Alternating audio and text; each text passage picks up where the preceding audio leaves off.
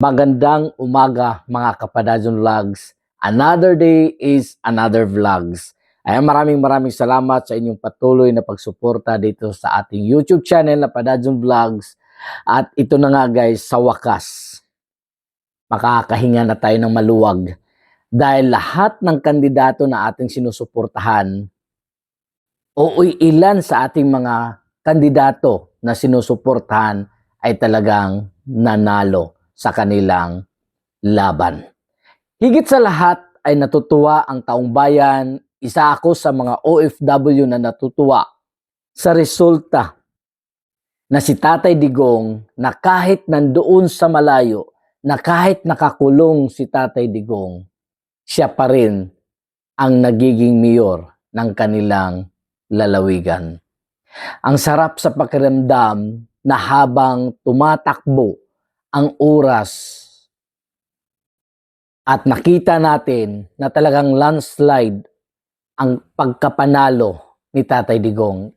Imagine, wala si Tatay Digong para ipangumpan niya ang kanyang sarili, para tumayo sa harapan natin, para lang kumbinsihin na siya ay iboboto. Pero, nanalo pa rin si Tatay Digong. Tatay Digong, congratulations at kami ay masaya na ikaw ang nagiging mayor sa inyong lalawigan. At hindi lang yan, kundi sa inyong mga anak, sa inyong mga apo, ay nanalo din sa kanilang mga tinatakbuhang posisyon. Ang sarap. At higit sa dyan, yung mga bumabatikos ng mga kongresista sa ating dating Pangulo, ganito, bumagsak at hindi sila nakapasok. Marami natutuwa sa resulta na sa lahat ng bumabatikos sa kay Tatay Digong at kay Vice President Sara Duterte ay talagang pinataob ng kalaban. Hindi na natin isa-isahin kung sino yon, at higit siguro na alam nyo sa inyong lalawigan kung sino ang sumuporta sa kay Tatay Digong, at kung nanalo man, talagang masasabi natin na nasa tama ang inyong pagboto. At pinapakinggan nyo o binigyan nyo ng magandang regalo at magandang resulta sa pakisuyo ni Tatay Digong sa atin na sana suportahan ang kanyang mga kandidato. Hindi man nagwagi lahat ng kanyang mga senador na iniindoso, at nagtataka nga kung bakit. Pero sa 7 na meron doon ay tinitiyak na nagiging kasama sa laban ni Inday Sara o ni Vice President Sara Duterte. Isa-isahin na natin, nandoon si Bato de la Rosa, si Bungo, si Villar, si Pia, si Amy, sino pa nandoon? Si Attorney Marcolita, at meron pang isa. Bali 7 yun sila lahat doon na ini-endorso din ng ating kapatid sa pananampalataya, yung INC. Kaya nakakatuwa lang. Just imagine kung gaano talaga katindi ang boses ng pamilyang Duterte na pinapakinggan ng taong bayan. Ganon ang hindi nakikita ng iilan sa mga bumabatikos na may busis pa talaga ang pamilyang Duterte. Dito lang tayo, hindi tayo lalayo. Sa Cebu, si Gwen, tinalo ng baguhan na tumatakbo bilang isang gobernador at siya ay nanalo. Wala siyang politikong experience dahil bago pa lang siya o kauna-unahan niyang sabak, pero nanalo. Sa iba't ibang parte ng lalawigan ng ating bansa na kumakandidato sa iba't ibang posisyon, congressman ka man, mayors, vice mayors, governor, vice governor, ay nanalo. Kaya maraming salamat sa inyong suporta at pagmamahal kay Tatay Digong, sa mga OFW.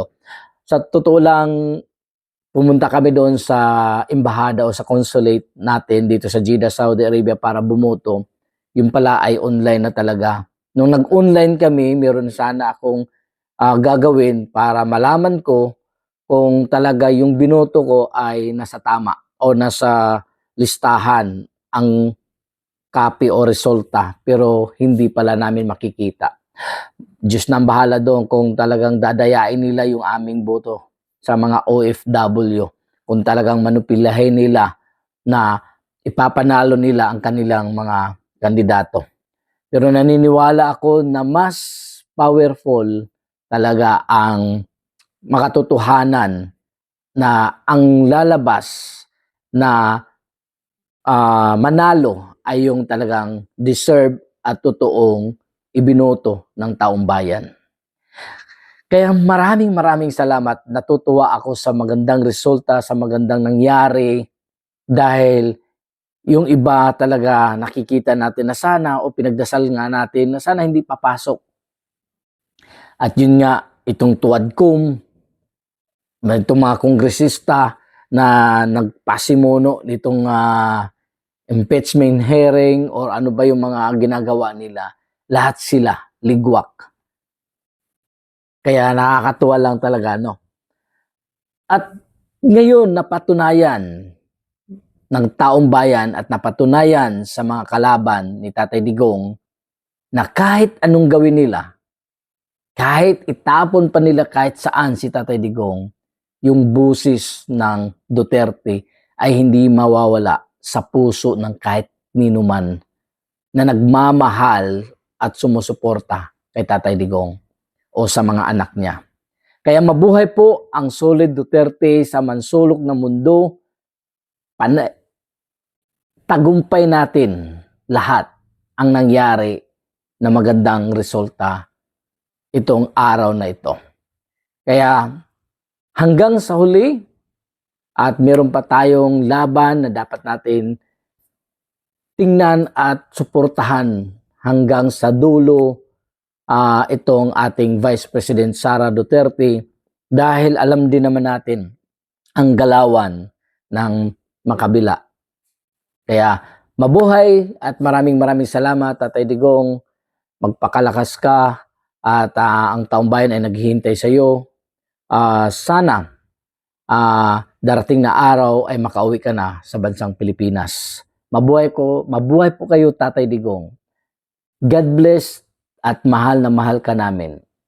Solid Duterte from Jeddah, Saudi Arabia. Kaya maraming salamat guys sa inyong patuloy na pagsuporta at pagmamahal dito lamang sa ating YouTube channel na Padajon Vlogs. Please subscribe, like, at mag-comment lang kayo guys kung saan bansa kayo o saan itong video nakarating. Mabuhay po tayong lahat. Solid Duterte. Bye-bye. Yes! Woo!